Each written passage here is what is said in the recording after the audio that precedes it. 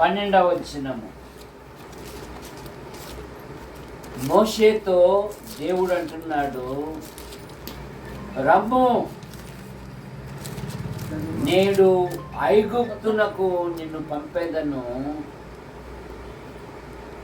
నేను నీకు తోడై ఉందును. ఏమంటున్నాడు? నేను నీకు దేవుడు తోడుగా ఉంటే, దేవుడు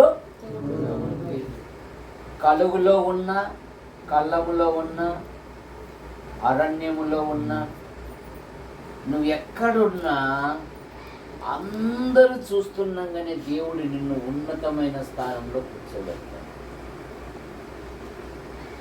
ఎవడు తోడుగా ఉండాలి? దేవుడు తోడుగా ఉండాలంటే కుటుంబములో ప్రార్థన ఉండాలి. కుటుంబంలో ప్రార్థన. ఎప్పుడైతే ప్రార్థన ఉంటుందో దేవుడు అద్భుతమైన సహాయం చేస్తాడు. ఇక్కడ మోషేతో అంటున్నాడు, రమ్మో, నేను ఐగుప్తునకు పంపేదను, నేను నీకు తోడై ఉన్నాను.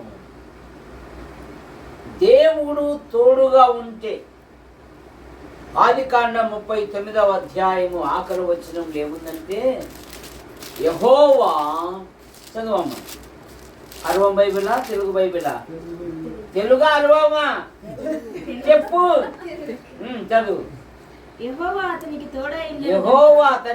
తోడై ఉండెను. ఆ చెరసాల అధిపతి అతని చేతికి అప్పగింపబడిన దేనిని గూర్చి విచారణ చేయకయుండును. అతడు చేయునది యావత్తు యెహోవా సఫలమగునట్లు చేసెను. దేవుడు అతనికి తోడై ఉండెను. దేవుడు తోడుగా ఉంటే నువ్వు చేసే ప్రతి పని, ప్రతి ప్రయత్నం, ప్రతి కార్యము ఆయన సఫలం చేసే దేవుడు. సఫలం అవ్వడానికి బైబిల్లో కొన్ని సూత్రాలు ఉన్నాయి. అందులో మొదటి సూత్రము, 1వ కీర్తన, ఒకసారి రాదా నీకు? చెప్పు.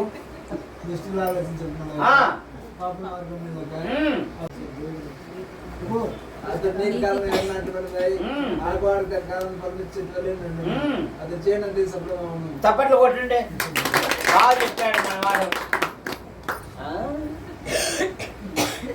దేవుని వాక్యం ధ్యానించడం వలన అతడు చేయుదంతయు, ఆమె చేసేదంతయు, జ్ఞానవంతురాలు తన ఇంటిని ఇటుక మీద ఇటుకేసి సిమెంట్ వేసి కాదు, ప్రార్థన ద్వారా, వాక్యము ద్వారా. దేని ద్వారా? వాక్యము, ప్రార్థన. సరే, కనుక నీ ఇల్లు వర్ధిల్లాలంటే ఉదయకాల ప్రార్థన, రాత్రికాల ప్రార్థన ఉండాలి. నేను సమయలు సారి ఇంటికి 18 సంవత్సరాల వయసులో నేను పరిచయమైన సారింటికి. ఇప్పుడు నాకు 59 రేపు నెల వస్తాయి. ఆ ఇంటిలో మొట్టమొదటి వినపడే మాట ఏంటంటే, అన్న ప్రార్థన టైం అయింది లేదండి. వాళ్ళ ఇంట్లో వినపడే మొట్టమొదటి మాట ఏంది? ప్రార్థనకు టైం అయింది. మన పాలోడు వచ్చేంతవరకు లేదు. పాలోడు వచ్చేంతవరకు నాకు కొడుకు కూతురు, ఇంటి ముందర పాలు తెచ్చుకునే నా కొడుకు నా కూతురు వంతులు వేసుకుంటారు. డేవిడ్గా, నేను నిన్న పోయినా రా, నువ్వు పోనంటే, పోనే బా, నేను పోనే బా, నువ్వే పో అని అంటారు. ఇద్దరిని సలాక్తో కొడితే అప్పుడు పోయి తెచ్చారు. వాడు సార్ అని మొత్తుకుంటూ అంటాడు. ఇంటి ముందర పాలు తెచ్చుకోవడానికి కూడా బరువు అయిపోతుంది. అలాగా ఉదయకాలము విలాప వాక్యాలు ఏముందంటే, సీయోను కుమారి ప్రాకారం, నీవు లేచి నీ పసిపిల్లల ప్రాణము కొరకు నీ చేతులు. యోబు అత్యంత ధనవంతుడు, కానీ తన పిల్లలు ఎక్కడ పాపం చేస్తారో అని ఆ రోజునోదేమీ లేచి వారిని పవిత్రపరచుచు వచ్చేవాడంట యోబు. కనుక ఈ మొబైల్ ఫోన్ వచ్చినాక ఇప్పుడున్న యవనస్తులు యవనరాన్లకు వరస వాడి ఏం లేదు, కోరిక తీరితే చాలన్నట్టుగా చాలా నష్టపోతుంది. దుష్ట సహవాసము మంచి నడవడిని. కనుక మన పిల్లలను కాపాడుకోవాలి అంటే మన కుటుంబంలో ప్రార్థన ఉండాలి, వాక్య ధ్యానం ఉండాలి. మన పిల్లల్ని వదిలేసి నే పోతున్నాడు ఆయన్ని కూడా సింగారించుకుని పోతాను, వాళ్ళ మీద పెట్టే ఫోకస్ బదులు మన పిల్లల మీద పెట్టుకుంటే మన పిల్లల్ని మనం కాపాడుకున్న వాళ్ళమైతే మన పిల్లల్ని మనము. కనుక మన పనులు సఫలం కావాలంటే దేవుడు తోడుగా ఉండాలి. రెండవ మాట ఎబ్రీ పత్రిక 6వ అధ్యాయం 14వ వచనం, నిశ్చయముగా నేను నిన్ను ఆశీర్వదించెదను. ఏమంటున్నాడు? నిశ్చయముగా నేను నీకు తోడై ఉన్నానంటున్నాడు. రెండవ మాట, నిశ్చయముగా నేను నిన్ను ఆశీర్వదించెదను. ఆ ఆశీర్వాదం కొరికే కదా ఒక ఆయన రాత్రంతా ఏడ్చాడు. ఎవరు? ముత్యాలప్పన మధ్యరెట్టా చెప్పు జయరాజు. ఎవరు ఏడ్చాడు చెప్పు రాత్రంతా? ఏమైతుంది నీకు? అందుకని నింద రాకోకుండా కాపాడుతున్నావు. అర్థమైతుంది. ఈయన అడిగే జయరాజునా మనోహర్నా? వాళ్ళ మా మీద నింద రాకూడదని టక్కని చెప్పేశాడు. యాకోబు నన్ను ఆశీర్వదించితేనే కానీ నేను నిన్ను. కనుక నీ కుటుంబంలో ఆస్తిపాస్తులు లేకపోవచ్చు, సరైన నివాసం లేకపోవచ్చు.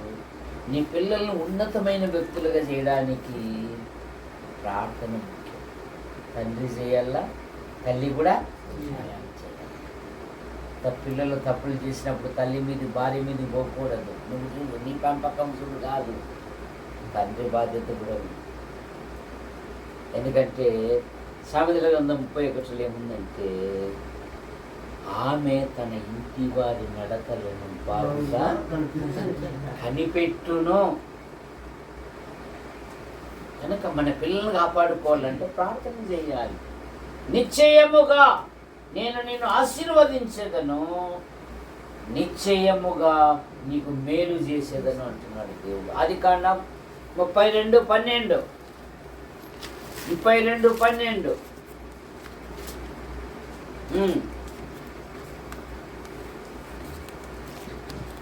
జరగలేదా? 12 వచ్చింది, చదవమ్మా.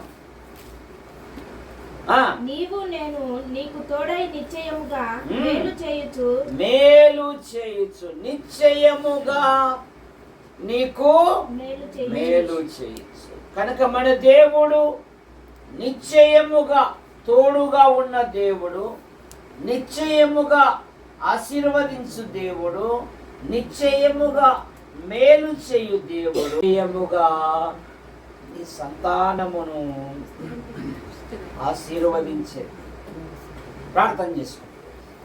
ఇంటి యజమాని పేరు ఏం పేరమ్మా? కరుణాకర్. ప్రేమించిన మా తండ్రి కరుణాకర్ గారు, ఆయన భార్య, వారి కుటుంబ సభ్యులకు స్తోత్రములు. వీరు కలిగిన పంట పొలాలు ధాన్యాన్ని బట్టి మీకు స్తోత్రములు. పిల్లలు మీ దయందును మనుషుల దయందును వయసులో జ్ఞానములో విద్య కృపను ఈ నూతన సంవత్సరములో ఒక నెలంతా కాపాడారు. 2వ నెల బహుమానంగా ఇచ్చారు. మీకు స్తోత్రములు. ప్రతి విధమైన అవసరాలు కూడా తీర్చమని, ఇక్కడ చేరిన ప్రతి వారిని వారి కుటుంబ అవసరాలు కూడా తీర్చమని యేసు ప్రభు నామములో ప్రార్థిస్తున్నాం తండ్రి.